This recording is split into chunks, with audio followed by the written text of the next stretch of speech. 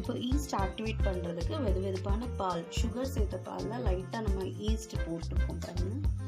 So இதை வந்து நம்ம ஆக்டிவேட் பண்ண வச்சிடலாம்.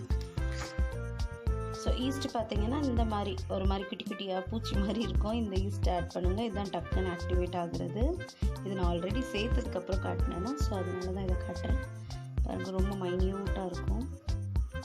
இப்போ நம்ம டோ ரெடி பண்ணிடலாம். இது 300 கிராம் மைதா, லைட்டாக டேஸ்ட்டுக்கு சால்ட் ஆட் பண்ணிக்கோங்க. இதில் வந்து ஆயில் ஆட் பண்ணிக்கலாம், ஒரு 1 டேபிள் ஸ்பூன் அளவு தான் ஆயில். நெக்ஸ்ட்டு நம்ம ஆக்டிவேட் பண்ணி வச்சுருக்கிற ஈஸ்ட், இது ஈஸ்ட் வந்து 5 மினிட்ஸ் தான் ஆக்டிவேட் ஆகிருக்கு, போதும். ஸோ நல்லா டிசால்வ் ஆகிடணும். பால் வந்து வெதுன்னு நம்ம வச்சதால நல்லா இம்மீடியட்டாக ஆக்டிவ் ஆகிடும். இதை போட்டு ஃபஸ்ட்டு ட்ரையாக மிக்ஸ் பண்ணிக்கலாம். தண்ணி விட்டு மிக்ஸ் பண்ணணும். சப்பாத்தி மாவை நல்லா பிசைஞ்சு எடுத்துக்கோங்க. நல்லா பிசைஞ்சிட்டோம். இப்போ 2 ஹவர்ஸ் ஊற வைக்கணும். இப்போ ஷவர்மாக்குள்ள ஸ்டஃபிங்க்கு 1/2 kg போன்லெஸ் சிக்கன் எடுத்திருக்கோம். அது கூட வேண்டிய மசாலாஸ் பார்த்தீங்கன்னா சில்லி பவுடர், மிளகுத்தூள், மஞ்சள் அண்ட் பெப்பர் இதையும் ஆட் பண்ணிடலாம். கொஞ்சமாக சால்ட், 1 டேபிள் ஸ்பூன் அளவு கார்ன்ஃப்ளவர், தண்ணி ஆட் பண்ணாமல் நல்லா மிக்ஸ் பண்ணி வச்சுக்கலாம். இது இந்த மாதிரி நல்லா மிக்ஸ் பண்ணி ஒரு 15 மினிட்ஸ் நம்ம ஊற விட்டுடலாம். இப்போது நம்ம வெஜிடபிள் சாட்டே பண்ணிக்கலாம். ரொம்பலாம் இல்லை, லைட்டாக. இப்போ ஃபஸ்ட்டு 1 டீஸ்பூன் அளவு தான் ஆயில் போட்டு கேரட் போட்டிருக்கோம். நெக்ஸ்ட் ஆனியன், ரொம்ப குக் ஆகக்கூடாது. யூஸ்வலி இதில் எல்லாமே ரா தான் வைப்பாங்க, பட் லைட்டாக கொஞ்சம் ஒரு 1 மினிட் கூட இல்லை, 1 மினிட்க்கு கம்மியாகவே நம்ம சாட்டே பண்ணிட்டா நல்லா டேஸ்ட்டாக இருக்கும்.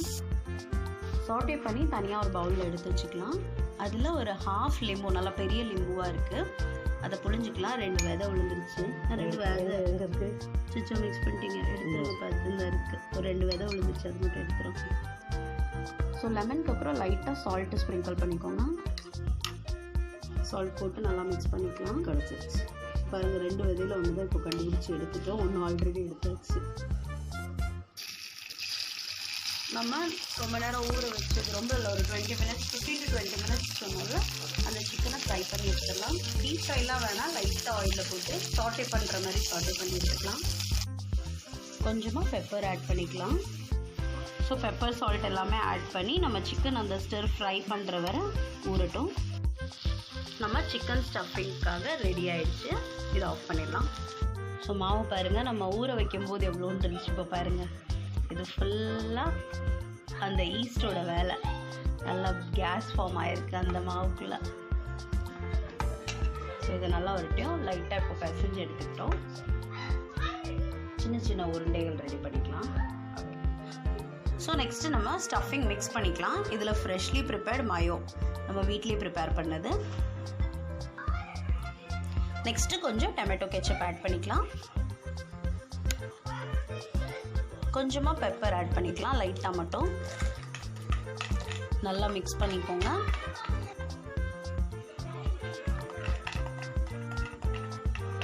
ஸோ நல்லா மிக்ஸ் பண்ணிக்கிட்டோம். நெக்ஸ்ட்டு சிக்கன் ஆட் பண்ணிடலாம். ஸோ இப்படியே சாப்பிடணும் போல் இருக்குது அந்த ஸ்டஃபிங், அவ்வளோ நல்லா க்ரீமியாக இருக்குது. நெக்ஸ்ட்டு நம்ம லைம் ஜூஸில் ஊற வச்ச கேரட், ஆனியன், லைட்டாக பெப்பர், சால்ட் ஆட் பண்ணோம், அதையும் சேர்த்துடலாம். நீங்கள் இது வேணால் அந்த பேஸில் வச்சு மேலே அப்படி டெக்கரேட் மாதிரி போட்டு நீங்கள் ரோல் பண்ணிக்கலாம். பட் இப்படி போட்டால் நல்லாயிருக்கும். ஒரு உருண்டை எடுத்து நம்ம மாவுலேயே டஸ்ட் பண்ணிக்கலாம். மைதா மாவில் சப்பாத்திக்கு திரட்டுற மாதிரி நல்லா திரட்டி எடுத்துக்கோங்க. பாருங்கள், நல்லா இந்த அளவுக்கு தின்னா ரோல் பண்ணி எடுத்துக்கோங்க. சப்பாத்தி பேனில் நம்ம வந்து ஆயில் இல்லாமல் இதை நல்லா குக் பண்ணி எடுத்துக்கலாம். மீடியம் ஃப்ளேமில் வச்சுக்கோங்க. ஸோ ஆயில் ஆட் பண்ணக்கூடாது. இங்கே பாருங்கள், அழகாக குட்டி குட்டியாக பபிள்ஸ் வருது. மாற்றி மாற்றி நம்ம குக் பண்ணிக்க வேண்டியதான். ஸோ குபூஸ் மாதிரி பாருங்கள், சூப்பராக ரெடி ஆகிட்டு இருக்கு. குபூஸ் மாதிரி இல்லை, இது குபூஸே தான்.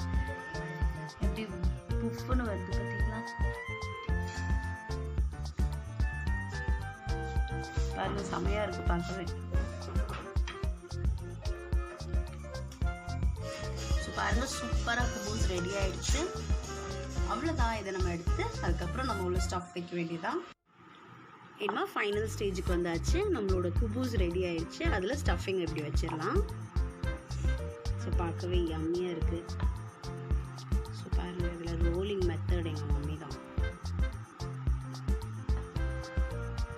சூப்பர். ஸோ இந்த மாதிரி ரோல் செஞ்சு அழகாக சாப்பிட வேண்டியதான். ஸோ நெக்ஸ்ட்டு நம்ம வச்சிடலாம்.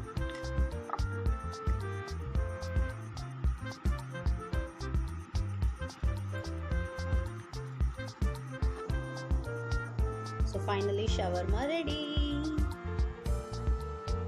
ஸோ நீங்களும் ட்ரை பண்ணிவிட்டு கமெண்ட் பண்ணுங்கள்.